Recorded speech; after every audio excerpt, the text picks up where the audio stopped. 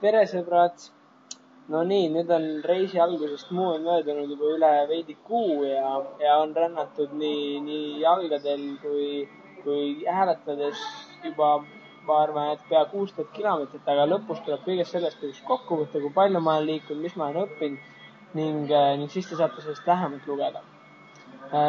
Siiani seiklustest Barcelonast kuni siia Malagani jõudmiseni on kõik kirjas, nii et ma soovitan teil lugeda ja leiate kindlasti palju põnevat.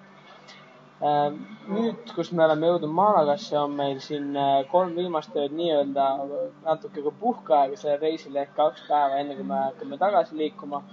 Ja me asume sellises backpackeritele mõeldud hostelis, mis on täpselt selliste seljakotireisijatele mõeldud.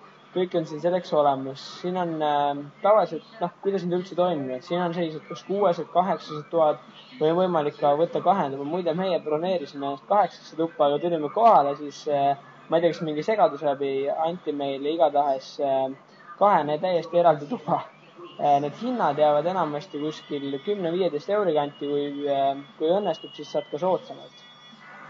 Need sisaldavad tavaliselt hommikusööki, muidu saad siin ise süüa teha, kööki kasutada ja ma kõndiselt läbi näitan teile kohe.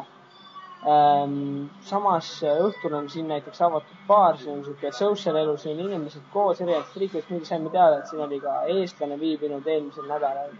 Eestlaseid ka ikka liigub, noortele meeldib rännata ja praegu siin toimub selline filmi vaatamine, igati selline mõnus võimalus teistega tutvuda ja ise targemaks saada. Aga ma näitan teile veidi, siin on tavaliselt ka interneti access, siin on väga hea wifi, siin on 2 arvutit olemas, mõnus köök, siin on see social room, kus on noored vaatavad filmi praegu. Siin on köögipool, kus saab igaüks kokata, alati tuleb nõud ära pesta enda järel ja veidi ärevust sellega, et ma filmi teen. Ja siit edasi on juba hommikusöögi osa. Tonight paella party and sangria.